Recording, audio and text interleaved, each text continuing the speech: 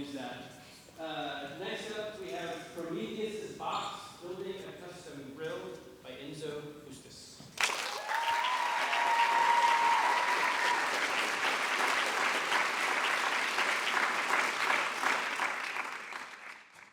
Who likes steak? I personally have grown obsessed with it. Starting in 10th grade, I began cooking it at my house, and from the first one I made, I wanted to achieve a professional quality.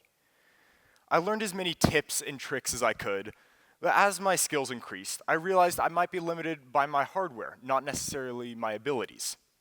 That leads me to senior year, when my obsession had reached a point where I wanted to grill on charcoal rather than just in a pan. I began looking, but every grill I wanted was either inadequate or several $1,000s. So I decided for my senior project, I'll just build one.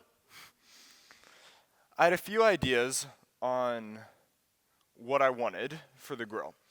Firstly, I wanted, if this will work, I wanted a wood or charcoal grill, because I don't really like propane and the flavor palette is so much better on wood or charcoal. Next, I wanted to be able to use either grills or griddles, so I can cook a variety of things, not just steak. I wanted to be able to tend to the fire without necessarily taking the food off of the grill, just because, if I'm not cooking with propane, then I need to be able to tend to the fire, add more fuel, whatever else. I wanted to be able to divide the grill in half in case I only need to cook on for a small number of people and I'm not cooking for all of y'all. I wanted a storage rack so I can store fuel, and I also wanted another one so I could store other unused grills and griddles. I don't want to have to carry that around every time I move it. And lastly, I want this to be durable. I don't want this just to last me through college. I want this grill to last me for decades. With all that in mind, I began talking with family and friends about what exactly I wanted. I had a ton of ideas, and through those conversations, I was able to narrow it down to a general idea of what I wanted to make. This is where my mentor comes in. I met my mentor, Matt Satter, during my 10th grade work experience, where I interned for his company. Matt's business, Drophouse Design, is a high-end metal fabrication company who works with top architects around the nation on award-winning houses and commercial spaces. They specialize in intricate metalwork and kinetic architecture. Some significant pieces which you might recognize are Shield Ranch, which my class has visited before, the Halo outside Palmer Event Center, and the Commodore Hotel downtown. Matt is the perfect mentor for this project. He has a degree in architecture and over 14 years of experience managing his company. In addition to that, Matt is a chef who has been cooking professionally since age 12, has been a guest chef at Suerte, and has catered private parties.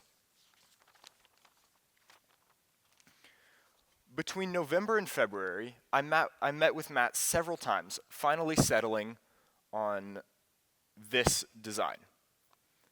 For designing this grill, I used the free 3D CAD software Blender, which in hindsight is not the best for fabrication as it makes exporting files extremely difficult. Nevertheless, it got the job done. Now, before I get into the building, I want to talk briefly about metal fabrication. Metal fabrication is the full process of building something, from 3D CAD design to product sourcing and cutting, then welding and grinding, and finally finishing by sanding, grinding, coating, everything so it looks nice and finished. To start the building, I began with the frame. That's materials, my bad. With the design phase finished, I began sourcing materials and quickly realized that steel is not cheap. Thankfully, my dad, being a builder, knows several metal shops that were kind enough to let me pick through their scraps. The steel I got from these shops, while not being the bulk of the metal used in this project, prevented me from having to buy many small pieces, saving what would have been hundreds of dollars. To start the building, I began with the frame. Matt was generous enough to offer some extra space at his shop to let me make it, and after 2 days there, I had the main frame complete. With that, I could start adding components. At my parents' company shop, I installed the base panel, storage racks, support walls, wheels, and the frames for the dividers. Once I'd completed all of these components, I went back to Drophouse, where Paul and Jordan from their team helped me design and plasma cut all the panels I needed. But what exactly is plasma cutting? Plasma cutting is a thermal process in which an electrical current passes through a stream of ionized gas, heating it to roughly 40,000 degrees. This allows it to cut through most conductive metals, such as steel, aluminum, or copper. I love this part of the process, as it's one of the only steps I don't actively have to be working on. It's also really satisfying to watch, so I'll let y'all enjoy it for a few more seconds. After I'd cut all the panels, I went back to my dad's shop and welded all of them to the grill. I installed a ceramic fiberglass insulation in the walls, which you can see in the middle picture. I welded in the mesh for the storage racks, handles on the side of the grill, and both the griddle holders and mounts. The final step of this process was to clean, stain, and finish the grill.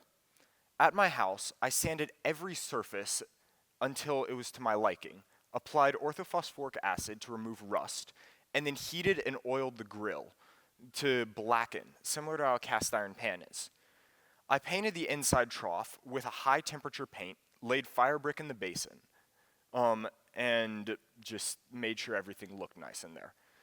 The final step was, before I could begin cooking, was burning it. I dumped a whole bag of charcoal and some small oak logs into the grill and burned them for several hours. This ensured that all chemicals that could either ruin or make the food toxic were gone. During this time, I used my friend's laser thermometer to measure the temperature inside the grill, and the temperature of the fire was roughly 900 degrees inside the grill, and about 4 inches above the top of the grill, about here or so, the heat was still around 500 degrees. So the insulation might have worked a little too well, but I can just add less fuel next time.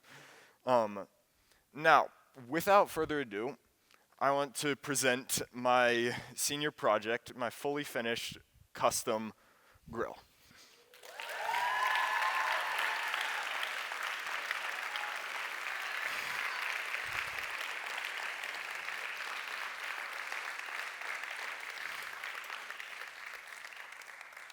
I already mentioned most of the components, but I'm going to go over everything this grill has to offer.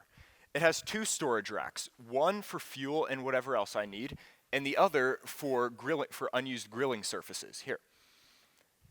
It has locking wheels and handles for both transportation and for hanging tools. It has 2 18-inch by 18-inch grilling surfaces, which, as I mentioned before, can be swapped for a variety of different surfaces, whether I want to use a griddle or just a different style mesh. These grilling surfaces can swing out from the fire, allowing me to both tend to the fire and let the meat rest and get up to temperature without necessarily, so it's not just scorching the outside of it. I also have a removable divider in the middle of here, if I can get it. So I only have to use half the grill if I need to. Now, while this grill is technically done, I don't plan to stop working on it. I have a ton of ideas on how I want to modify and keep on adding little components and stuff throughout the next few months before I go off to college. Now, as a bit of a recollection, I want to keep welding, whether it's building more grills to sell or simply by commission. And I love this project, and it really incorporates so much of what I've done over the past few years. Cooking for my friends, for my family, metalworking, fabrication, building stuff, just every part of me. And I want to, and because of that, I want to announce that after all these presentations are done, I will be grilling outside the lobby over there, and all of y'all are welcome to stop by, grab a bite of steak, grab some corn on the cob. I have great sauces to go with it. Yeah. Hold on. Hold on. Hold on. All right, I want to give some final thank yous. First to my mentor, Matt, for helping me with my hundreds and hundreds of questions and knowing exactly what to do every single time I ran into the slightest little stump. For his company, Drophouse, for letting me use their shop, helping me plasma cut, and helping me just build this grill just whenever I needed an extra hand. For Civil Steel, for donating a lot of leftover, I should be clicking these as I'm going. For Civil Steel, for donating a lot of their leftover material and for helping me make these handles. For my dad's company, Enabler LLC, for funding, supporting, and letting me use their shop. My parents, for helping so much on almost every step of this process, and for buying me P-Terries every time I went to the shop. Mr. Smith, my faculty sponsor, and lastly, you all for coming to hear this presentation tonight. Thank you. Any questions?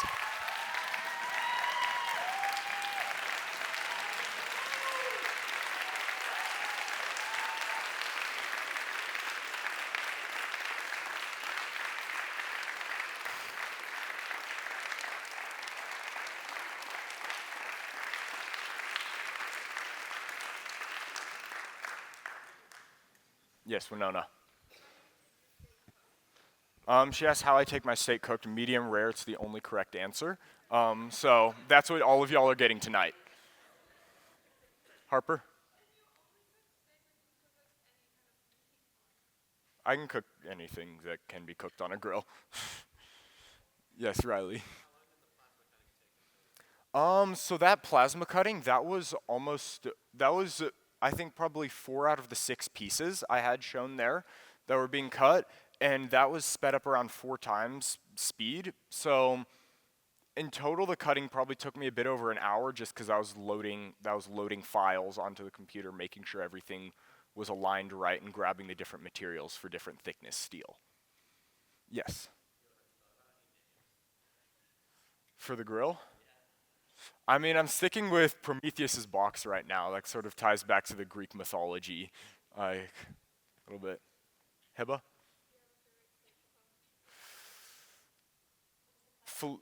She asked, do I have a favorite steak to cook? I'd probably say filet mignon. Definitely, it's one of the highest quality. Advik? I don't think so, honestly. I'm really happy with how this. The question was, if I were to do it again, would I do anything differently? I don't think I would do anything differently. I'm very proud of how this turned out, and if I had more time, I would keep adding stuff onto it, but I'm very happy with where it is. Yes.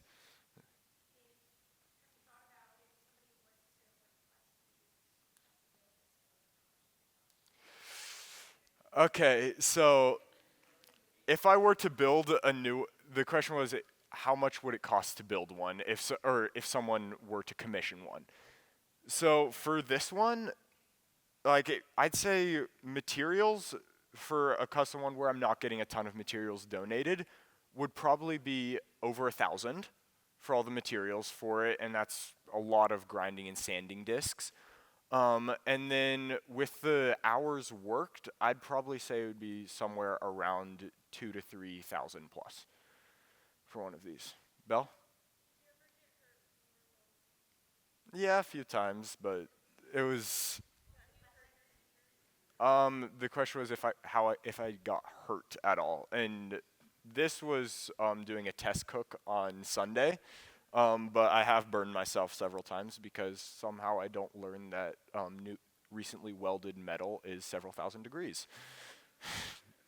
Yes, Addie.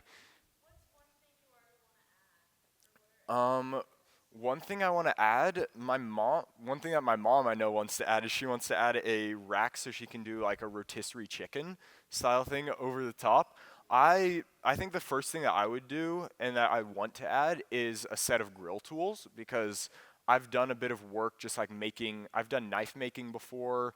I've done like some like spatula making, but I want to make like a full set of custom grill tools that go with this. Yes.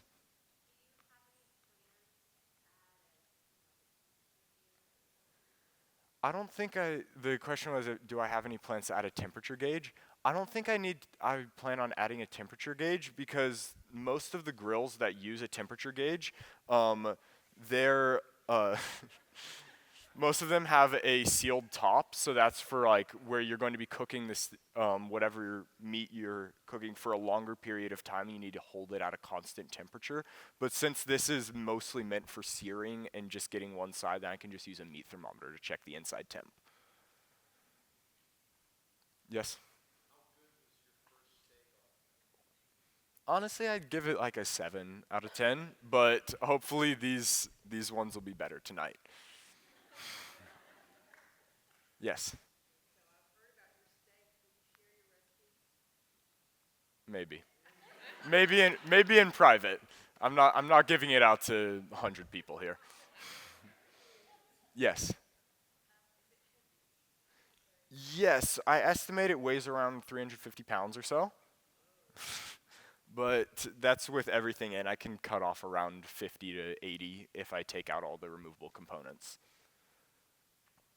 Yes.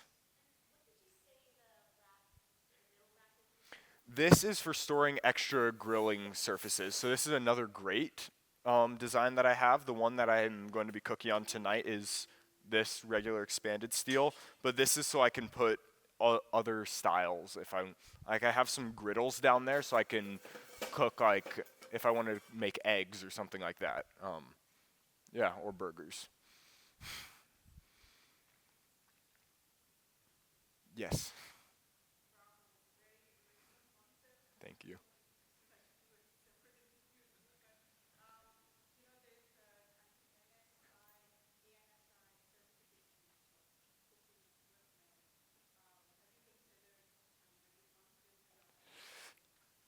I'm guessing it would like I haven't looked too much into just like getting it officially just like as registered as like cookie equipment because I mean, but if I started selling them then I would definitely go through it, but I'm confident that this thing would pass most inspections and certifications unless you're being super nitpicky. Yes. Um My parents and I have sort of made a deal that they get to keep it until I get a house.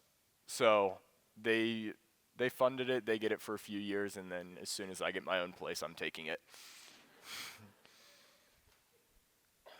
Yes.